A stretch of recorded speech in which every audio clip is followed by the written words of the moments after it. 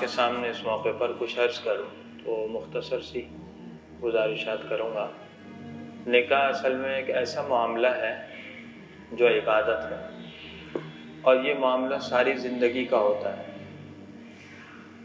دنیا میں جتنے معاملات ہوتے ہیں ان کے نباہ کی اور اخیر تک باقی رہنے کی صورت یہ ہوتی ہے کہ اس میں دونوں چیزوں کو مد نظر رکھا جائے، ایک ہے رابطہ اور ایک ہے ضابطہ۔ ضابطے کا مطلب جو اصول ضوابط ہیں ان کو پورا کیا جائے، اور رابطے کا مطلب پھر باہمی تعاون اور آپس کی دلی محبت اور ایک دوسرے کے ساتھ خیر خواہی۔ اللہ تعالیٰ نے نکاح کے بارے میں بھی ہمیں یہ ہدایات دی ہیں۔ چنانچہ خطبہ نکاح میں جو آیات پڑھی جاتی ہیں، آپ نے غور کیا ہوگا، بھی انشاءاللہ پڑھی جائیں گے۔ ان تینوں آیتوں میں شروع ہی میں ہے اتقوا اللہ، اللہ سے ڈرو، اللہ کا تقوی اختیار کرو۔ جب اللہ کا تقوی دل میں ہوگا، اللہ کا ڈر اور اس کا خوف دل میں ہوگا، تو ہر شخص کو دوسرے کے حقوق ادا کرنے کی فکر ہوگی۔ شوہر کو خیال ہوگا کہ بیوی کے حق تلفی نہ ہو، اپنے ماں باپ کو چھوڑ کر آئی، اپنے گھر بار کو چھوڑ کر آئی، میں اس کا خیال کروں۔ اور بیوی کو خیال ہوگا کہ مجھ سے شوہر کے حق میں کوئی کوتاہی نہ ہو، اس لیے کہ نبی کریم صلی اللہ علیہ وسلم نے فرمایا کہ اگر میں کسی کو حکم دیتا کہ وہ اللہ کے علاوہ کسی کو سجدہ کرے،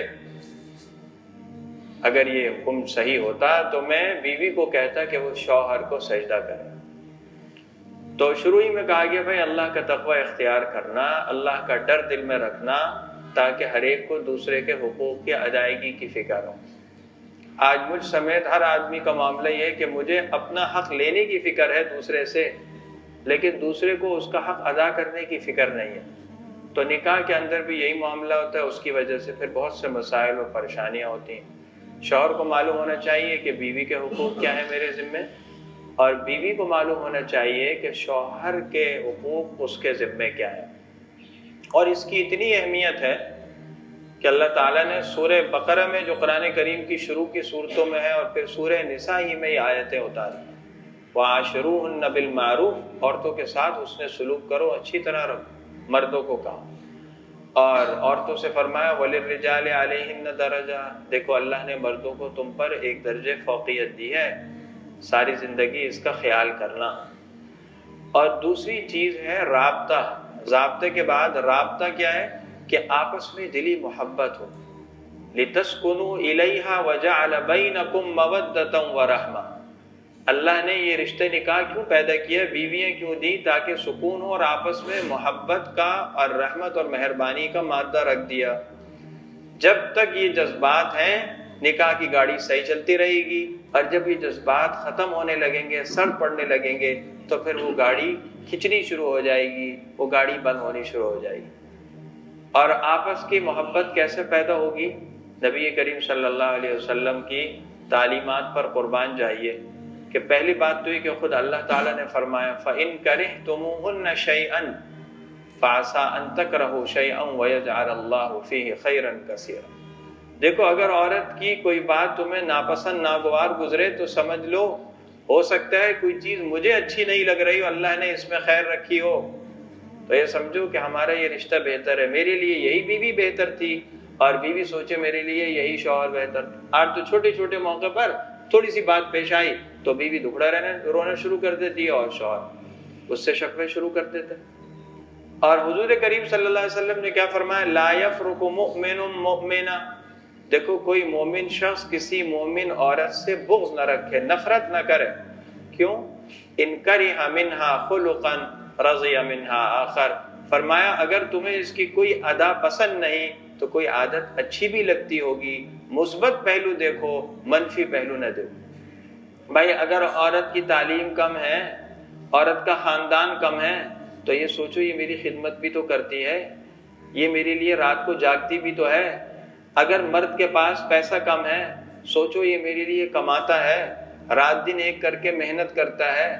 تو اگر ہر شخص اور ہر فریق دوسرے کی اچھی عادتوں کو اور مثبت پہلوؤں کو سامنے رکھے گا تو پھر یہ گاڑی اچھی طرح چلے۔ تو آپس میں محبت اور مودت جب ہوگی تو پھر دونوں خاندان جڑیں گے. ظاہر ہے یہی رابطہ اور ضابطے کا سلوک دونوں خاندانوں میں بھی ہوگا. ساس کی خدمت کرنا یہ ضابطہ نہیں ہے، شریعت کا حکم نہیں ہے، لیکن رابطہ ہے، رابطہ ہے محبت کا، اور اسی طرح اخلاقیات کا تقاضا ہے تو اس کو ماں سمجھو. اور اسی طرح ساس کی ذمہ داری ہے کہ وہ اپنی بہو کو اپنی بچی سمجھے، اپنی بیٹی کا درجہ دے. تو اگر یہ ہدایات جو شریعت کی چھوٹی چھوٹی ہیں ہم نکاح کے شروع ہی میں اس کو سامنے رکھیں اور اپنے جو نوجوان بچے بچی ہیں ان کو یہ باتیں بتائیں. آج ہمارے معاشرے میں ان چیزوں کے کہنے سننے میں ہم شرماتے ہیں. ہوتا کیا ہے، جب ہم شروع میں شرماتے ہیں تو ذہن سازی نہیں ہوتی، آخر میں جا کر پھر مشکلات ہوتی ہیں. بلکہ اللہ معاف فرما دے، بسا اوقات تو شروع ہی میں گاڑی نہیں چل پاتی، بڑی عیش و عشرت کے ساتھ شادیاں ہوئیں، سب ہوا، خوب خرچے ہوئے، لیکن اس لیے کہ شریعت کی یہ تعلیمات ذہن میں نہیں تھی. اور سب سے آخری بات یہ کہ نکاح میں ہر موقع پر دین کو سامنے رکھا جائے، دینی تعلیمات کو سامنے رکھا جائے. جیسا کہ نبی کریم صلی اللہ علیہ وسلم نے فرمایا کہ دیکھو عورت سے نکاح 4 وجہ سے ہوتا ہے.